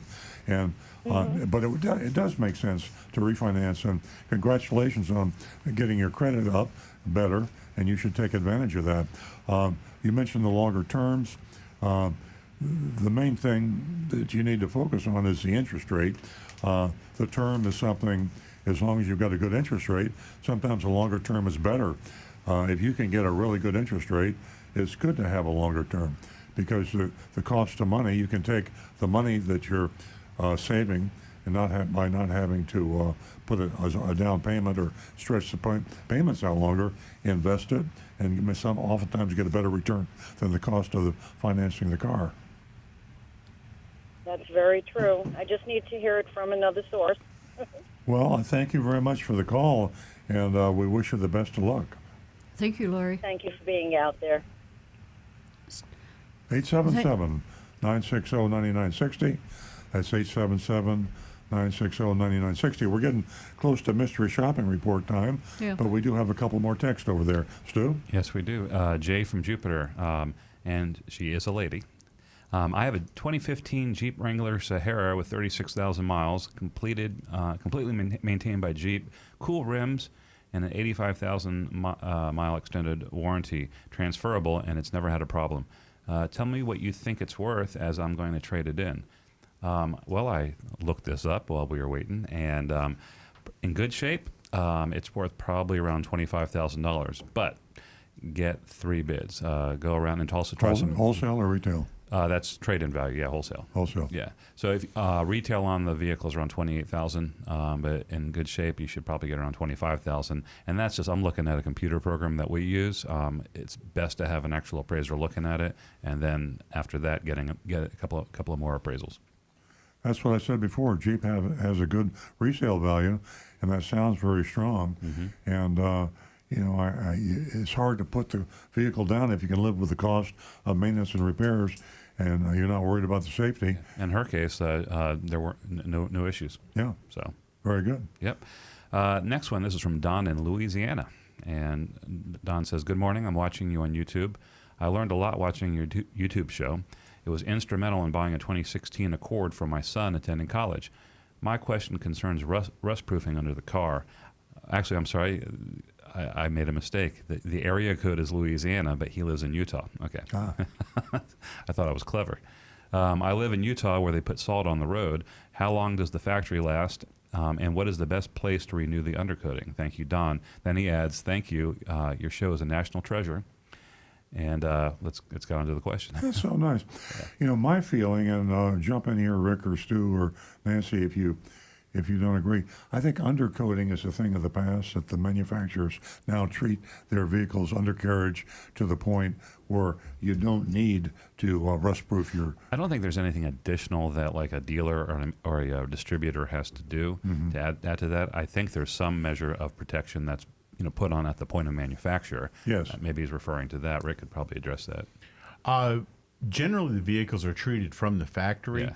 However, as an owner, if you're in an area that has a lot of road salt, or if you live near the ocean where you get a lot of ocean salt getting under your car, one of the best things you can do is find a car wash that does an underbody wash. And even in the wintertime, go there often and get that road salt washed off, because if you get it off the metal, you're not going to have that corrosion issues. Dumb question, Rick. If I'm doing what you recommend and I have an underbody wash, what about the danger of shooting water up into the vehicle? As we say, don't speed through a puddle because you can hurt your engine. Is it possible the wash could go up the wrong place? No, because they're designed to spray. It's not a super high pressure and not a great volume of water, and they're aimed more at the suspension components to try to get the spots where the rust would build up where that salt might collect. I got you. Yeah, Don also added that he had to trade in his 2001 Honda Accord because it was too rusted to repair. He gave it to his son, and it lasted only a year before he traded in for the 2016. That's interesting. Yeah, we're so lucky down here. We don't have the salt on the highways like that. We do have, as Rick said, the salt in the air. Yeah. I don't remember seeing any of our vehicles rusting underneath to the point where it would have been a problem. Do you? Oh, yes.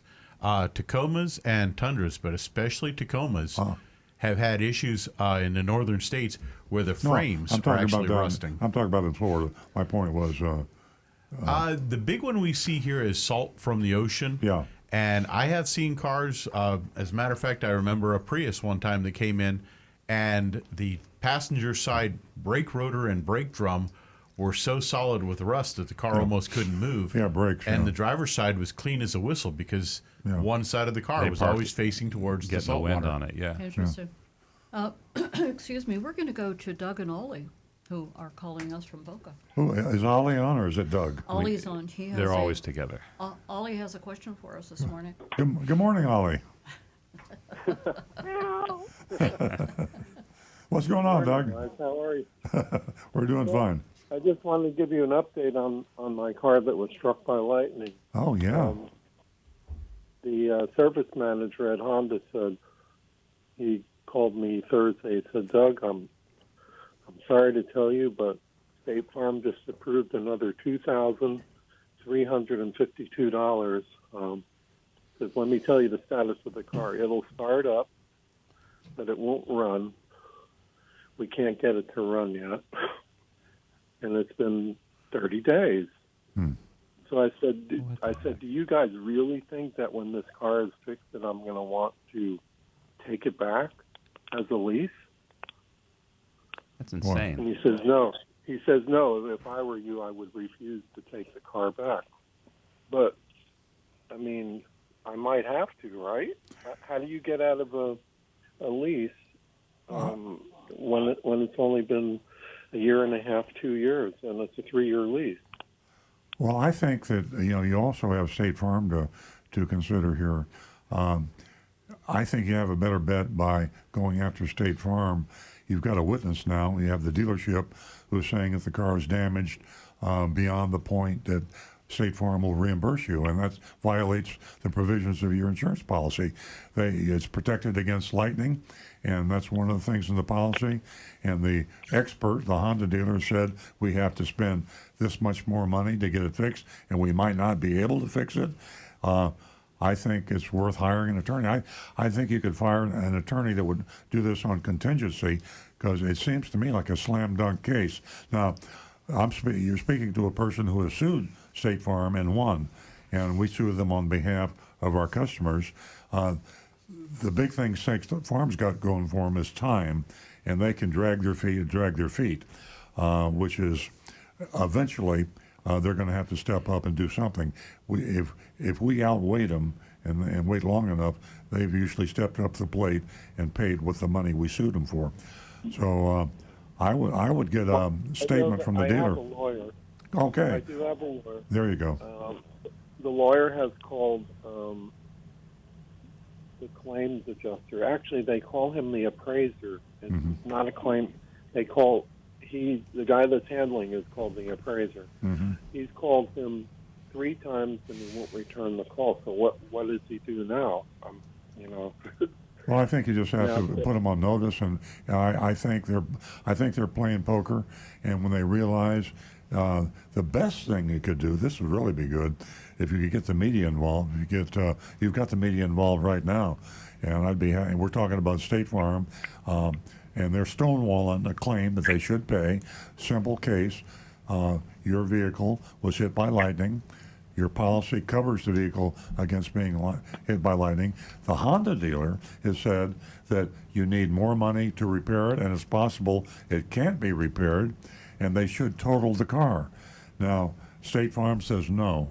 So right now, State Farm If you're listening, there are thousands of people out there listening to this radio show, and State Farm is getting a black eye.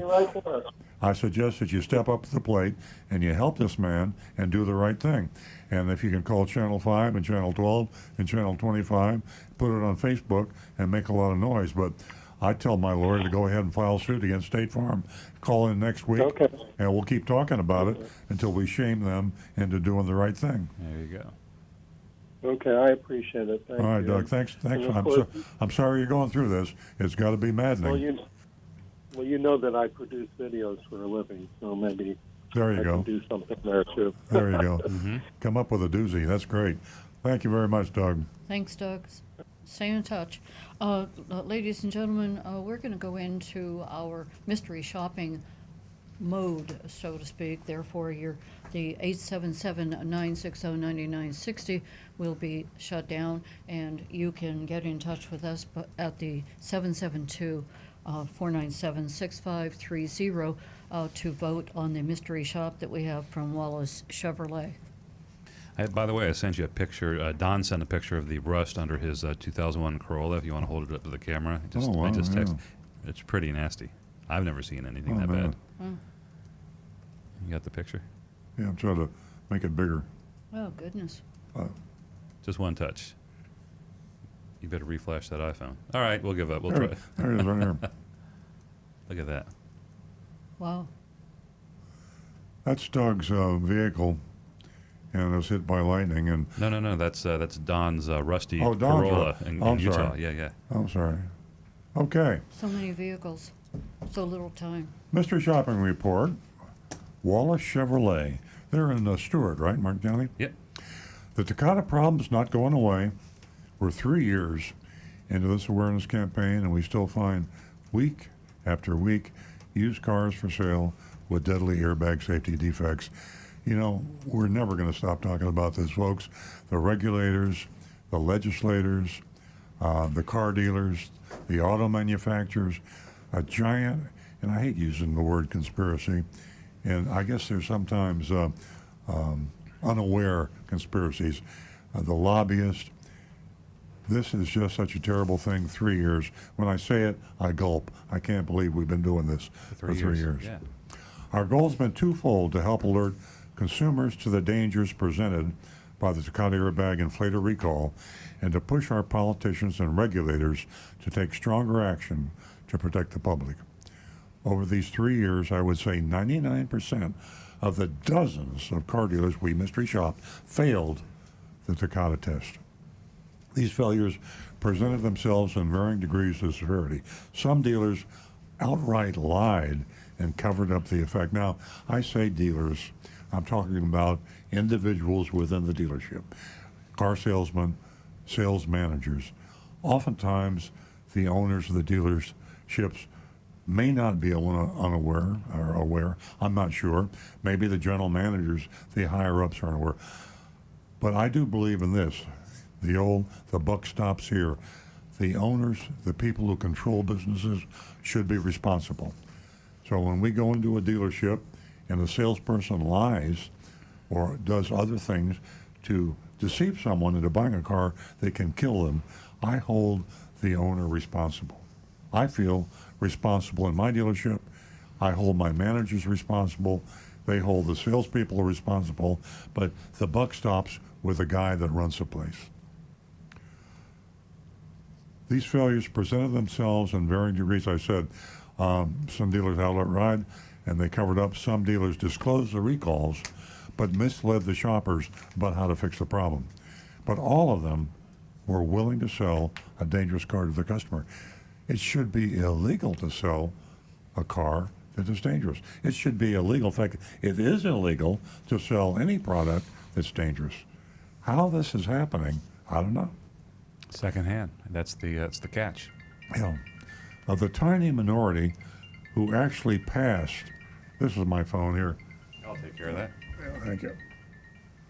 Of the tiny minority who actually passed the Takata test and refused to sell the affected vehicle, it's got to be Jim Powell. I was just going to say that. One Easy Pay cars, that's the only one. The Easy Pay cars was the only one that passed the Takata test, and they passed it. It brought tears to my eyes. The salesperson It was a actually, Christmas miracle. Yeah, the salesperson, when he realized the car had a defective Takata airbag, would not sell the car to our mystery shopper. I mean, it just gave a glimmer of hope that something was happening, that the tide was turning, but it's the only time it happened. And that was in the Wallace Automotive Group. So Wallace, I'm not going to give Bill Wallace credit. I did at the time. Yeah. I give this guy credit, the salesman. He had a soul. He had ethics. He had morality.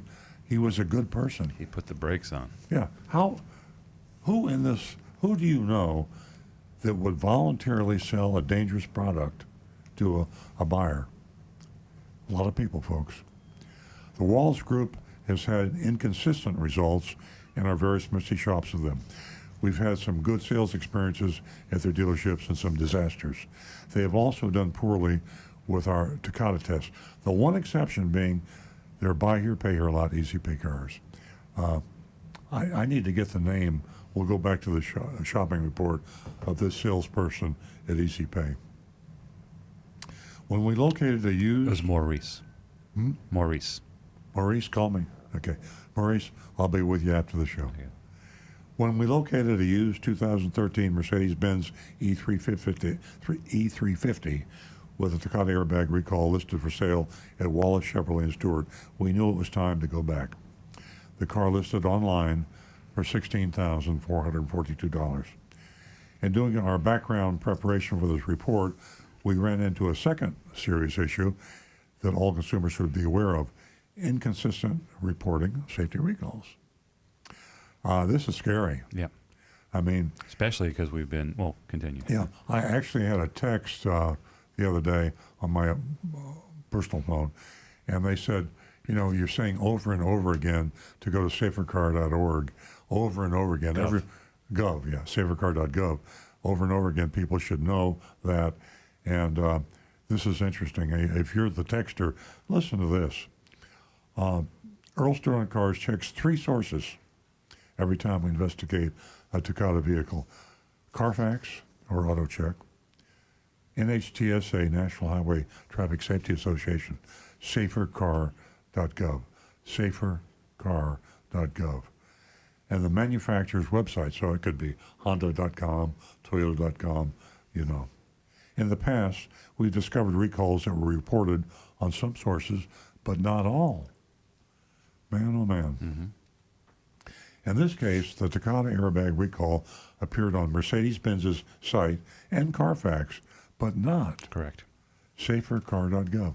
You'd think the government would be Mr. Reliable, but in this case here, safercar.gov did not have it. Isn't it incumbent on the manufacturer to report these to the government? Like, it doesn't originate with the manufacturer and then they report the problem to the government. I don't know. That's interesting. Maybe the manufacturers allow the government to access their database. Yeah. And just like TrueCar can access database, government could access by demand, say, we require. Yeah. And I'm not sure. I think the ultimate authority, the most reliable source is the manufacturer's site. Yeah. I would say so. But even then, I'm nervous about that. Yeah. Remember, the manufacturer doesn't know that the recall has been performed until the dealer reports it. So you could perform it and not report it correctly or not report it at all. Yeah. And knowing this, we really have to emphasize the need for everyone who checks their VIN for recalls to check the manufacturer's site in addition to safercar.gov. Stu, you got another point? No, I was just, no, I made my point. Okay. We gave Agent Thunder, our current number 1 man, was given the assignment. And speaking of number 1 men, I know Nancy's thinking this, even though she's not saying this. When are we going to have a female mystery shopper? We had a couple this year already, Agent N, and we'll get her back in the field again. Yeah, we need a woman for a couple of reasons. First of all, it's just the right thing to do. And secondly, I do believe that women are treated a little differently. Used to be they were treated a lot differently. And there's some car dealers out there that still would treat them a lot differently. And if we could get to 50-50 on mystery shopping reports, female and male, and we could. I think it would go a long way. It would go a long way, yeah. Okay, here's the report. Speaking as if I were Agent Thunder. I called Wallace Chevrolet prior to my departure to make sure the Mercedes E350 would be there when I showed up. I was put through to the sales manager who put me on hold to check. He was back on the line quickly with good news. The car was there. I said I'd be there within 1 hour. I walked into the showroom around 3 p.m. I found a couple of men sitting at a desk near the entrance. I assumed they were salespeople, but they were actually sales managers. One of them was a guy I spoke to on the phone. He asked me to wait until he found a salesperson. The manager came back, introduced me to JB, a neat young man wearing a crisp white shirt and a very loud and very brightly colored tie. JB pointed across the lot and said, "The car's over there." He said he needed my driver's license. Before we got started, I handed it over, and he left. JB returned in a few minutes, asked me to go with him. We found the car. He asked if I wanted to drive. I said, sure. As I got in, I noticed that the sticker price was $22,995, $6,000 higher than the online price. 6,400 higher. Yeah, quite a bit. 6,400. Now listen carefully to this. Very interesting. As we headed down US 1, I complimented the car and how well it drove. I mentioned that I was concerned about I'm talking about the part where we... Oh, that comes later. That comes later. Okay, well, stay tuned, because I'm talking about Remember the the way price. JB rationalized the price. Because $6,400 difference between the online price and the price on the car. So this is really interesting when JB explains that. So I start with the 2 questions that we always ask on the Takata airbag shops. Number 1, were there any mechanical issues that I asked JB if he could tell me about? JB didn't think so, but he said he'd find out when we get back to the dealership. I waited until we returned to ask the second question, has this car been in an accident? Question number 2. JB didn't know and reiterated, I'll tell you when we get back to the dealership. We found a desk, sat down. I asked him why the price, here it is. Listen, this is really interesting. I asked him why the price on the window sticker was so much higher than the price I saw online on the website. JB laughed and said they have to price them lower online. But if they have the chance to make more money on someone who doesn't go online, that's just how it works. He was honest, I guess. Right. Now, this so nicely sums up the whole problem with car dealers today. And here's JB, a young salesman, and he's not even ashamed of this. Yeah, it's just how it works. It's the way it works. It's the way... It is what it is. It is what it is. It's the way we do business. So car dealers put prices online, and they have different prices on the cars on their lots, and they have different prices that they give to the salespeople to tell you what the price is, and that's just the way it is. And they put much higher prices on the cars that are in the dealership, and the salespeople, floor salesmen, quote you. You know what they do? This actually happens. I've heard this before. Somebody comes in, pays the window sticker price, the $6,000 plus premium over the online price, and then they scramble to remove the listing off the website so they don't go home and check it online. Yeah, that happens. Yeah. So if you forget and you go into the sales dealership, ask to speak to an internet salesperson. You're better off just to go online and look at the prices, or talk to an internet It's so salesperson. easy. You got your email you. You got your phone right there. If, Yeah. if you go to the dealership, stand by the car, pull it up online, you'll see the difference. 2-tier pricing. You're absolutely crazy to ask a salesman what the price of the car is, and you're absolutely crazy to look at the prices on the used cars, and most dealers don't have the prices on the new cars. So you just have to go online and get the online price, and then look for the fine print, because even the online price is going to have hidden fees, and sometimes you can find them in the fine print, sometimes you can't. Typical in the fine print, they'll say plus dealer fees, but they don't tell you how much it is. So online is the only way to go, but even then, caveat emptor. I still said I needed to get the answers to the questions I had about the car. I told him I want to know if there are any safety issues that should concern me. And that's question 3. JB said he'd get the Carfax report. He returned with some papers and announced that it was a clean Carfax report, which was good news. Clean Carfax is a slang, is an expression, and it is meaningless. I was going to say means nothing. Yeah. Clean Carfax just means that there's something okay with a car, but it doesn't tell you what's not okay with a car. Yeah. A clean Carfax may be it hasn't been an accident. Yeah. Clean Carfax might be it hasn't been an accident where the airbag deployed. Clean Carfax might be no branded title. No branded title. Clean Carfax is meaningless. Read the Carfax report. He has it. The salesperson has it in his hand. Ask him for it, and then read the whole thing. Looks good. Yeah, yeah. He handed it to me, the Carfax, and began to tell me about how all their used cars go through a rigorous inspection. He was going into detail.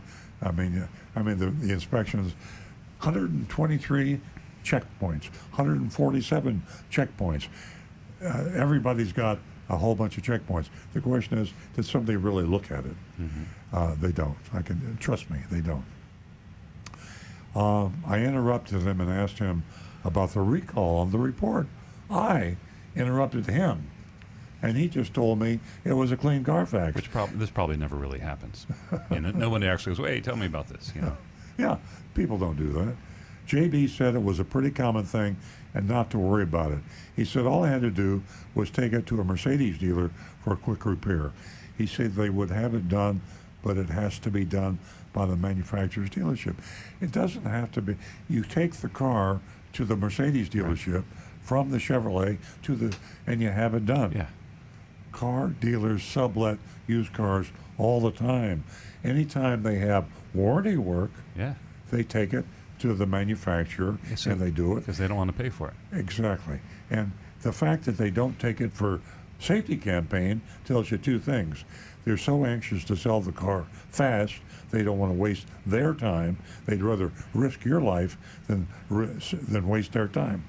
And the other reason, they just don't care. Mm-hmm. So, no excuse here. I accepted that, nevertheless, and we moved on to numbers. I asked if he could drop the price to $16,000, even rounded off to $16,000. JB said he didn't know. You have to ask his manager. Just then the manager walked by. I shouted to him, "Hey, would you take 16 even if I take it today?" Agent Thunder's really getting into the swing of things, isn't he? He feels like a car guy now. Right. Yeah. The manager stopped, looked over to me, and said, "Deal plus plus plus." I love it.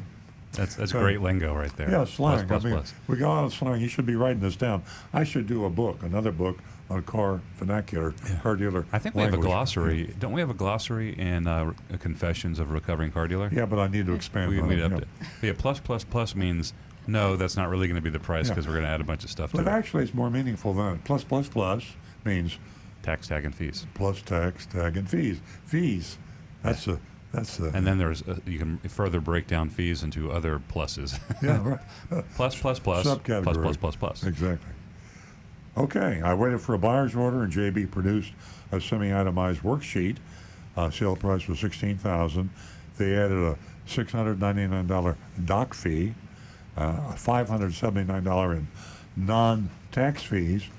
Non-tax, that is hidden fee. More fee, more hidden fees. If it's non-tax, it's profit to the dealer. But when I asked him, he said it was for a new plate. Yeah, he wrote it down on there. Yeah. Which, by the way, those when they lump them together into non-tax fees, that is the classic hidden fee because it's one sum, but that's further broken down to a bunch of other BS. Yeah. And that totals, if you're interested, $1,278. $699 plus $579 is $1,278 in hidden fees. And by the way, this is a worksheet. And another common, almost standard procedure now is never have the buyer sign a legal document. The vehicle buyer's order is a legal document, and that's in the accounting, administrative, F&I, business, whatever they want to call it, where you go in that little room and you're in there alone with a guy with a computer, and that's when the real legal documents are spit out by the computer, and that's where extra fees and hidden fees, even more hidden fees, are shown, but you don't see them. They're invisible because they're in the fine print. I would demand to see a legal document before I and read it carefully before I signed anything. I put my wife on the speakerphone to aid in my escape, speaking as Agent Thunder. I told her I found our perfect car, got a great deal. She feigned delight, said I need to come pick her up so she could sign in with me. JB looked happy when I left. So here we are. Classic Takata test failure, little to no disclosure, and to me almost obvious deception, because he had it in his hand, and when I asked him about the Takata airbag, he immediately acknowledged it, which means he'd seen it, but he hadn't mentioned it. So that is deliberate deception. And now we're to the vote time. We've got to decide how we want to rank Wallace Chevrolet in Martin County, Stuart, Florida. All right, well, we have some grades coming in online, texted in already. We have Barry, gives him an F. Deanie gives him an F. Ed gives him a D minus minus. Wanda G gives him an F. Josh gives him an F. Wonder if that's my brother. And Sandy W gives him an F. And I'm waiting for Linda, and here she is. A huge F. What a bunch of bull. Well, that's I'm not surprised, frankly. Do we have any online here? Not at the moment, but we're watching for them. Okay, let's poll the control room staff. Nancy? Another disappointing mystery shopping report from Wallace Chevrolet. I give them an F. Yeah, I'm kind of concurring with that. They hand them the Carfax report so they could claim it was disclosed, but it wasn't. And Agent Thunder had to point it out. So, F. Rick? Let's see. We've got Mark giving a D minus and Frank giving an F. And myself, I'm going with F because he just threw that Carfax into the side, ignored it. Yeah, I didn't like that one. I've got to fail it too. I hate to do it from a personal standpoint because Bill Wallace, I've known him for many years. I'm not saying he's a personal friend, but I consider him an honest man.